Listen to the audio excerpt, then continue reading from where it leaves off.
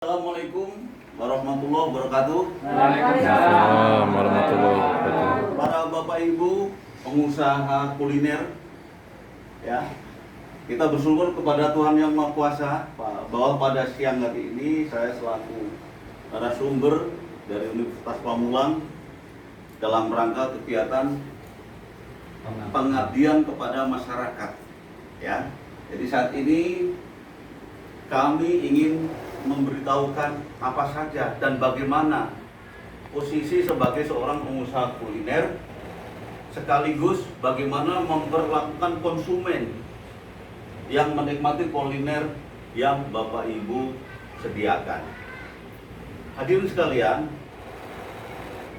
bahwa kuliner, kita ketahui bahwa kuliner bukan merupakan suatu PPN.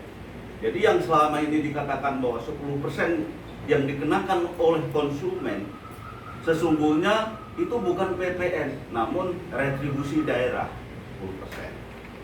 Ya, ini yang perlu Bapak Ibu ketahui selaku pengusaha kuliner. Ketika pengusaha kuliner memungut PPN dari konsumen, maka selanjutnya akan disetorkan ke kas daerah melalui bank yang telah disediakan atau tempat pembayaran yang telah disediakan oleh Pemda. Selanjutnya, ya, pada bulan berikutnya, pada akhir bulan berikutnya, maksud kami yaitu tanggal 20, lapor kepada kas daerah, kepada dalam hal ini adalah pajak daerah, ya, pajak dan retribusi daerah. Di setiap daerah ada kantor. Oke. Nah, bagi konsumen, tarifnya adalah 10% dari nilai konsumsi yang dikonsumsi, nilai menu yang dikonsumsi, ya, jadi 10%. Oke. Dan setiap bulan dihimpun, dilaporkan menggunakan SPT massa, sebagaimana telah pajak umum juga seperti itu, ya. Jadi SPT massa itu setiap bulan, SPT tahunan setiap tahun. Jelas ya ibu-ibu, bapak-bapak, untuk pajak kewajiban dari konsumen, kewajiban pajak dari konsumen, yaitu retribusi. Oke? Dari Undang-Undang Nomor 28, ya, tahun 2009, ya, jadi tentang pajak daerah, pajak dan retribusi daerah. Oke, kalau konsumennya sudah jelas, maka selanjutnya adalah kewajiban pengusahanya. Seperti kita ketahui bahwa pengusaha itu dibagi menjadi pengusaha besar, pengusaha menengah, pengusaha kecil, atau UMKM, usaha kecil menengah. Oke, siapa pengusaha besar dan siapa pengusaha UMKM? Ya, pengusaha besar ketika omsetnya 4,8 miliar ke atas, maka disebut dengan pengusaha besar. Ya, dan omset itu akan menggunakan PPh pasal 17. PPh pasal 17. Ya, jadi ada 5%, ada 15%, 20%, 30%. Ini kalau perorangan, usahawan. Nah, kalau dia badan, maka tarifnya adalah 35%.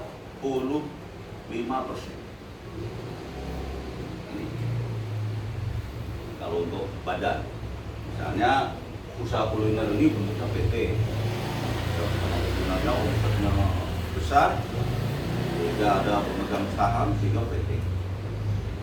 Kalau kulinernya ini adalah pengusaha, ya, pengusaha perorangan, maka ada yang dinamakan UMKM.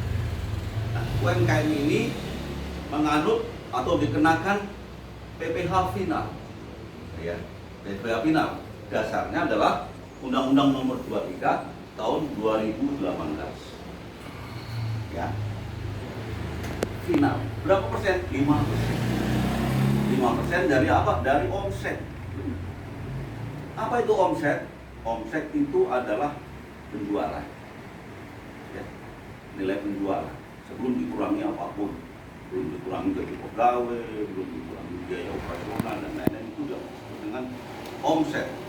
Atau istilah akuntansinya adalah penghasilan bruto. Itu kali 5%. Oke. Jadi pengusahanya itu kewajibannya pajak apa, konsumennya kewajibannya pajak apa, sudah saya terangkan. Ya, saya kira selanjutnya supaya apa jelas sehingga ada umpan balik. Ya, dalam hal ini silakan ibu Fitri yang merupakan suatu pengusaha dari kuliner, saya persilahkan kalau ada pertanyaan. Boleh Pak, tanya Pak ya? Silakan. Nah, saya sebagai pelaku UMKM Pak. Ya, mungkin bisa yang kelihatan berdiri boleh ya Pak? Ya, boleh, bagus. Ya. Jadi gini Pak, Ya. tadi Bapak sangat menarik sekali ya materi yang disampaikan. Nah, saya mau tanya, omset berapakah yang mulai dikenakan wajib pajak bagi UMKM itu Pak? Minimal omsetnya itu berapa? Oke. Sehingga dia kena wajib Ya. pajak. Demikian Ya. Pak dari saya. Oke. Terima kasih pertanyaannya, bagus sekali. Bagi seorang yang sudah memiliki NPWP, ya, karena ini UMKM sifatnya mungkin perorangan ya, sehingga mengikuti pajak penghasilannya, atau ini dalam hal ini adalah usaha yang dikenakan PPh final, sehingga tidak ada hubungannya dengan PPh penghasilan.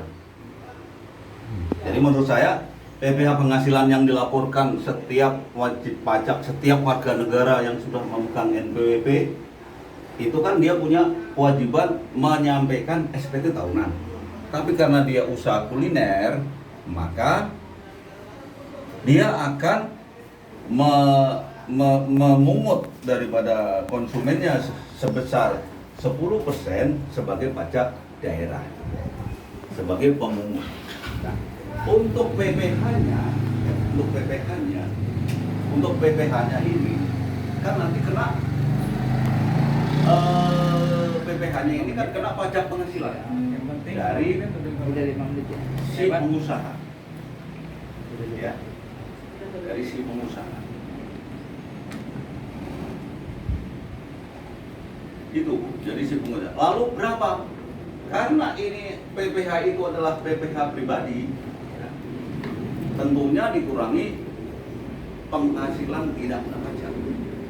Yang saat ini berlaku adalah 4.500.000 satu bulan, 1 tahun 54 juta. Ya Bu ya. Jadi selama itu lebih dari 4,5 juta itu. Oh, sudah pajak. Iya. Iya. Sudah jelas banget Pak. Makasih banyak Pak jawabannya. Jadi seperti itu. Mungkin ada lagi yang ingin bertanya? Sudah. Ini yang calon-calon pengusaha. Udah. Ya aja. Sekarang kami ya ramai dari pengusaha ya. Ya Pak, terima kasih materinya Pak. Oke. Kalau begitu terima kasih atas perhatiannya dan mudah-mudahan apa yang kami sampaikan menjadi ada manfaatnya bagi para pengusaha kuliner pada hari ini, dan bahwa kita tahu pajak merupakan sumber utama dari pembangunan negara. Ya, pajak adalah kontribusi wajib warga negara yang terutang oleh orang pribadi maupun badan, ya, yang bersifat memaksa berdasarkan undang-undang, ya, dan dimungut untuk negara dan sebesar-besarnya kemakmuran rakyat. Oke ya, jadi pajak itu dari definisinya saja pajak adalah adil karena adanya penghasilan tidak kena pajak. Ya. Itu keadilannya. Bahwa yang bayar pajak adalah orang yang di atas kemampuan harga dasarnya. Ya, itu. Kemudian dipaksakan. Seolah-olah kok memaksa, tapi dasarnya adalah undang-undang. digunakan untuk sebesar-besarnya oleh negara, digunakan untuk kepentingan negara, pembangunan, dan sebesar-besarnya kemakmuran rakyat. Demikian, terima kasih. Assalamualaikum warahmatullahi wabarakatuh. Waalaikumsalam warahmatullahi wabarakatuh.